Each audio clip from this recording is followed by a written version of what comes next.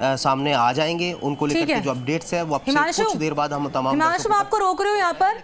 Update हम दर्शकों को बता दें, इस वक्त कोटा से पंचायत चुनाव के रुझान देखिए लगातार सामने आते जा रहे हैं। सुल्तानपुर पंचायत समिति के रुझान सामने आए हैं। आपको बता दें, सुल्तानपुर पंचायत समिति के वार्ड 1 से ममता बाई हैं, वार्ड नंबर 21 से प्रेरणा गौतम आगे चल रही है। बड़ी अपडेट, वार्ड नंबर 22 से प्रियंका आगे चल रही हैं।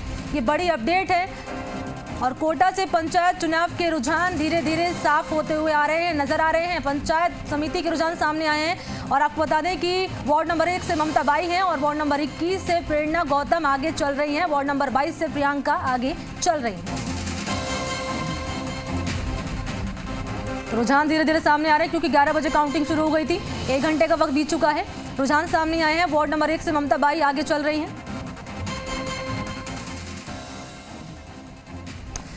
ठीक है, सहयोगी हिमांशु के पास वापस लौटते हैं, तमाम जानकारी वो दे रहे हैं। Himanshu, over to you.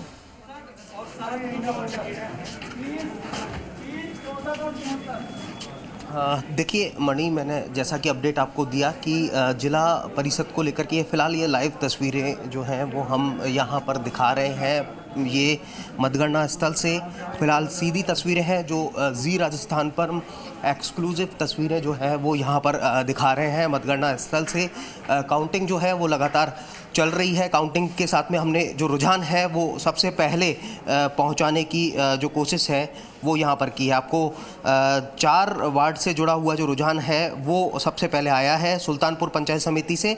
Sultanpur panchayat समिति में वार्ड 1 से ममता बाई का अपडेट हमने दिया कि वो आगे चल रही है। वार्ड नंबर 21 से प्रेरणा गौतम है, वो आगे चल रही है। वार्ड नंबर 22 से प्रियंका का अपडेट हमने दिया रुझान में, वो आगे चल रही हैं। और वार्ड नंबर 23 से सुनीता गौड़ जो है वो आगे चल रही हैं। और फिलहाल अब धीरे धीरे जो तस्वीर है रुझानों के साथ में साफ होती दिख रही है, क्योंकि पहले राउंड के साथ की काउंटिंग पूरी होने के साथ में दूसरे राउंड की जो काउंटिंग है वो फ़िलहाल शुरू हो गई है। और जैसे ही दूसरे राउंड के तमाम जो नतीजे हैं वो आएंगे, उसके बाद में बहुत हद तक कह सकते हैं कि तस्वीर धीरे धीरे करके साफ़ होने लगेगी। 12:15 बजे तक, 12:15 तक कई सारे जो रुझान हैं वो स्पष्ट तौर पर सामने आ जाएंगे, चाहे वो जिला परिषद की बात हो, पांचों पंचायत समिति की हो। और जैसे ही ये रुझान आएंगे माना जा रहा है कि बहुत हद तक तस्वीर साफ़ होने लगेगी। 2 बजे तक तमाम जो नतीजे हैं वो सामने आ जाएंगे। और जैसे ही अभी 12:15 बजे का अपडेट आता है सबसे पहले हम दर्शकों तक पहुंचाने की कोशिश करेंगे।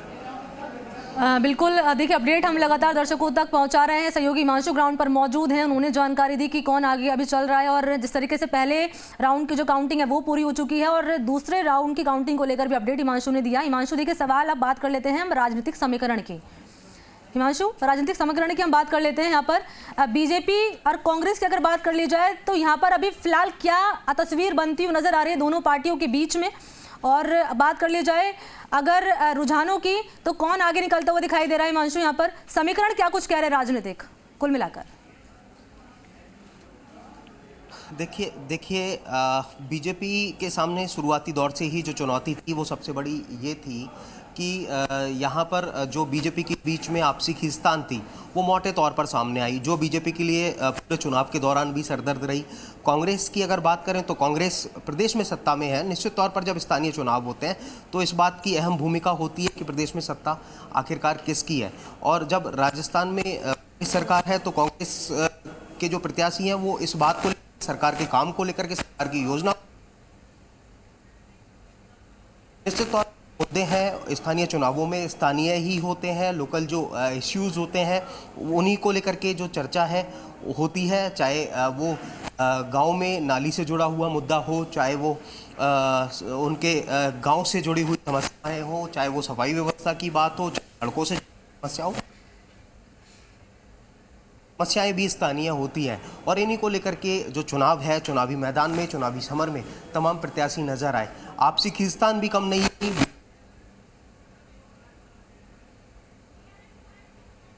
जो बेहतरीन प्रदर्शन है वो नहीं कर पाई, जो जनता की उम्मीदें हैं उन पर खरा नहीं उतर पाई। सरकार की विफलताओं को लेकर के बीजेपी के जो कैंडिडेट्स हैं वो इन स्थानीय चुनावों में पहुंचे। और वहीं अगर बात करें आपको बताएं कांग्रेस अपनी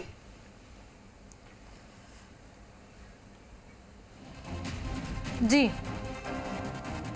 बहुत हद तक तस्वीर धीरे धीरे करके साफ भी होने लगेगी कि आखिर किसके दावों में, किसके वादों में जनता जनार्दन को विश्वास ज़्यादा हुआ, किस पर अपना जो विश्वास और भरोसा है वो जनता जनार्दन ने ज़्यादा जताया, तस्वीर धीरे धीरे करके साफ होने लगेगी।